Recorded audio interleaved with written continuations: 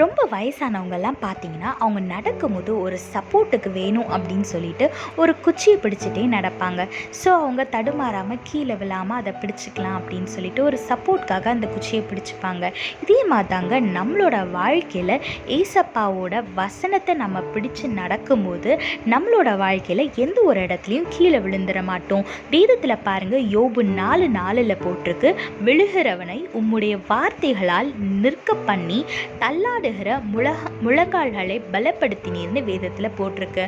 ஆமாங்க, நீங்கள் லைஃப்ல விழுற மாதிரி ஒரு சிச்சுவேஷன்ல இருக்கீங்களா? என்னால எதுவுமே செய்ய முடியல, அடுத்து என்ன செய்யறதுனே தெரியல, பிளாங்கா இருக்கு, எல்லாமே முடிஞ்சிட்ட மாதிரி இருக்குன்னு நீங்க நினைக்கிறீங்களா? கவலையப்படாதீங்க. தேவனை நோக்கி பாருங்க, அவரோட வார்த்தைகளை வாசிங்க. வேதத்தை வாசிக்கும் போது வேதத்தின் மூலமா ஏசப்பா உங்களை வழி நடத்துவார், உங்களுக்கான ஆலோசனையை சொல்லுவார். நீங்கள் அடுத்து என்ன பண்ணணும், எப்படி செய்யணும் அப்படின்ற புது புது யோசனைகளை தந்து உங்களை வழி நடத்துவார். நீங்கள் ரொம்ப பலவீனமாக இருக்கீங்க அப்படின்னா உங்களை பலப்படுத்துவார். அதனால் எது குறிச்சோ யாரை பார்த்தோ பயப்படாமல் தேவனை நோக்கி பாருங்க, அவரோட வேதத்தை தினமும் வாசிங்க. அதன் மூலம் தேவன் உங்களை வழி நடத்தி பலப்படுத்தி உங்களை உயர்த்தி வைப்பார்.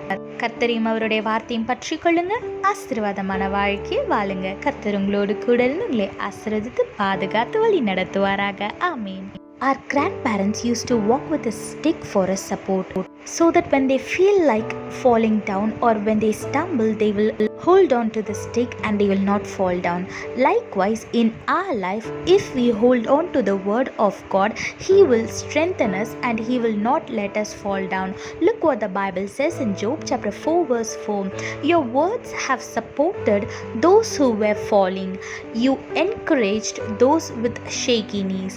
Yes, if you're in a situation where your life looks like a mess, when you don't know what to do next, when you're feeling like you're falling apart, don't worry, don't go to the people.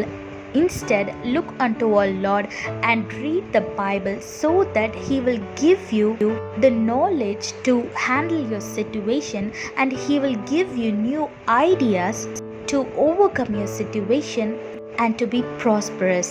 And He will give you the strength to overcome the situation, and He will never let you fall down.